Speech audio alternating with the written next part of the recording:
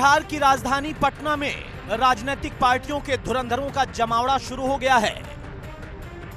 यूं तो बैठक 23 जून को है, लेकिन फिजाओं में कश्मीर से लेकर कन्याकुमारी तक की खुशबू फैलनी शुरू हो गई। लेकिन ये खुशियां कब तक विपक्ष के नेताओं के चेहरे पर मुस्कुराहट का रूप लेकर बनी रहती हैं, ये तो वक्त ही तय करेगा।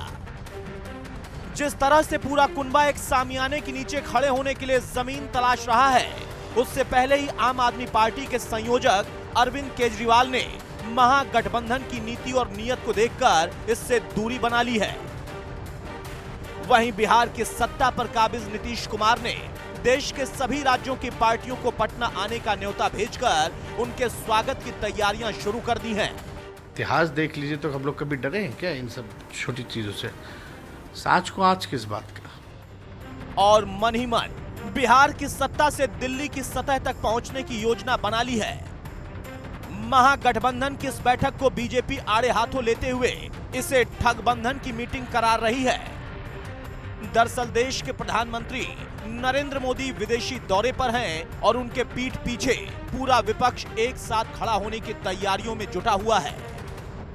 बहरहाल पीएम मोदी भले ही विदेशी दौरे पर हों, लेकिन विपक्ष की बैठक की सुबुगाहट उनके कानों तक जरूर पहुंच गई होगी। इसीलिए तो उन्होंने पार्टी के चुनिंदा नेताओं को जवाब देने की पूरी छूट दे रखी है। फिलहाल पिछले आम चुनाव में भी विपक्ष ने एक साथ खड़े होने का दावा और चुनाव जीतने की हुंकार भरी थी, लेकिन वक्त के साथ पकड़ ढीली पड़ गई और सेहरा मोदी के सिर पर सज गया। अब देखना है कि 2024 के आम चुनाव से पहले विपक्ष की सारी तैयारियां क्या रंग अख्तियार करती हैं और नरेंद्र मोदी को कैसे पूरा विपक्ष सत्ता में आने से रोक पाता है। ब्यूरो रिपोर्ट, हिंदी खबर।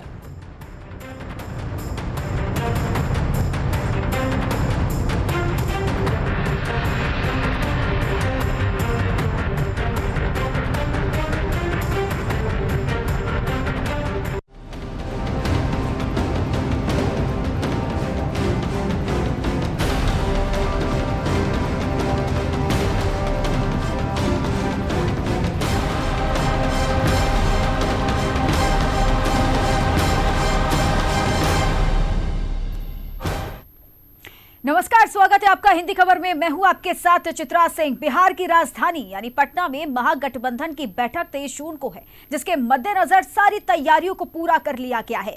पटना की सड़कों से लेकर गेस्ट हाउस तक पूरी व्यवस्था का इंतजाम कंप्लीट कर लिया गया।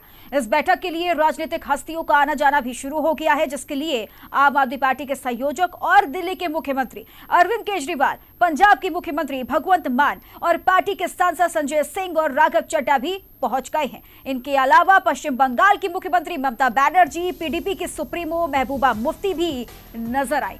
दरअसल 23 जून के देश के लगभग सभी राज्यों के मुख्यमंत्री, पूर्व मुख्यमंत्री और पार्टी के अध्यक्ष पहुंचेंगे, जहां चुनावी रणनीति पर चर्चा कर सीटों के बंटवारे पर भी बात करेंगे और आगामी चुनाव में एक साथ एक झंडे तले खड़े होकर बीजेपी को चैलेंज करते नजर आएंगे। फिलहाल देश के पीएम न्यूयॉर्क दौरे पर हैं, जहां वो विदेश में देश के मान और सम्मान का परचम लहरा रहे हैं। साथ ही उन्होंने पाकिस्तान और चीन को उनके ही अंदाज में चेतावनी देकर यह एहसास करा दिया कि भारत की तरफ कोई आतंकी के जीत के रथ को रोकने और विपक्ष को सत्ता तक पहुंचाने की योजना पर बात करेंगे।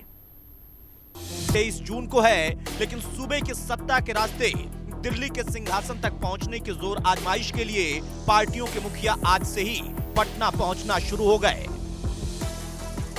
एक नजर डालते हैं विपक्ष की इस मीटिंग में आखिर वो कौन कौन सी पार्टियां और वो कौन कौन भारत चाहते हैं। ममता बनर्जी कर रही हैं कांग्रेस को कि बंगाल छोड़ो, अखिलेश यादव कांग्रेस को कर रहे हैं कि यूपी छोड़ो, अरविंद केजरीवाल कर रहे हैं कि पंजाब और दिल्ली छोड़ो। तो बेचारी कांग्रेस लड़ेगी कहाँ चुनाव?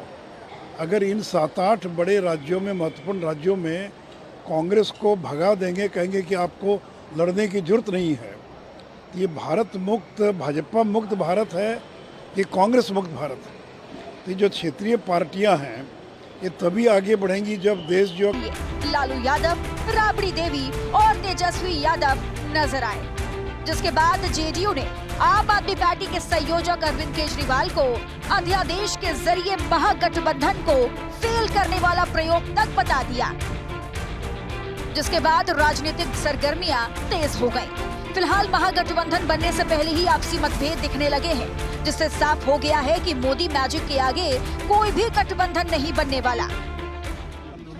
और लालू जी को हम बहुत इज्जत करते हैं। मधुबनी का साथ, राबड़ी देवी का साथ, तेजस्वी का साथ, लालू जी का साथ हम मिट करके बहुत खुश हुए हैं इसके लिए कि लालू जी देश में एक बहुत सीनियर लीडर है। बेचारा बहुत दिन जेल में उसको भेजा, हॉस्पिटल में थे, उसको तबीयत ठीक नहीं था, हम लोगों ने बहुत दुखी थे। आज उसको देख के हम खुश हुआ है और आज देख के बात करके हमको ये लगा लालू जी अभी भी बहुत तगड़ा है और बीजेपी के खिलाफ में अच्छा से लड़ सकता है। इसे तो नरेंद्र मोदी को पिछले लोकसभा चुनाव में 39 सीट मिली, तेजस्वी यादव का तो खाता नहीं खुल पाया। लोकसभा में जिस पार्टी का एक भी एमपी नहीं है, वो 303 सांसदों वाली पार्टी को चुनौती दे रहा, तो चुनौती देने में क्या लगता है। और देखिए जितना मतभेद है, जितना तफरका है, नीतीश कुमार ने तो पहला प्रयास किया था कि जनता परिवार जो है वो एकजुट हो जाए। जितने जनता दल से, जनता पार्टी से निकले हुए जो घटक दल हैं वो एक हो जाएं, लेकिन कहाँ एक हो पाए, कहाँ जनता पार्टी को एक कर पाए। बंगाल के रास्ते बिहार पहुंची ममता दीदी ने राजनीतिक धरातल पर सियासत की रोटियां सेकनी शुरू कर दी। तभी तो दीदी ने लालू और लालू के लाल के बारे में मीडिया के सामने गुणगान करना शुरू कर दिया। इतना ही नहीं, दीदी ने आगे कहा कि अगर कोई मोदी के जीत के रथ को रोक सकता है तो वो सिर्फ लालू यादव है, क्योंकि वो कई दशकों से राजनीति की विरासत को संभाले हुए हैं और महागठबंधन के अनुभवी नेता हैं। फिलहाल आम चुनाव नजदीक है, जिसकी वजह से ममता दीदी और नीतीश कुमार देश में बड़ा खेला करना चाहते हैं। 1:1 लड़ने के लिए हम लोग एक साथ में लड़ेंगे, जस्ट लाइक तो है, किसी एक व्यक्ति विशेष का चुनाव नहीं है। लोकसभा चुनाव नजदीक है, जिसके लिए विपक्ष पहले से ही तैयारियों में जुटा हुआ है। विपक्ष चाहता है कि पिछली बार की तरह इस बार कोई गलती न हो और वो सीधे तौर पर नरेंद्र मोदी को सीधा टक्कर दे सके। लगभग 19 पार्टियां इस बैठक में शामिल होंगी और अपने पत्ते एक एक कर खोलेंगी। पटना में बैठक 23 जून को सुबह से शुरू होगी और राजनीतिक हलचल अभी से शुरू हो गई है।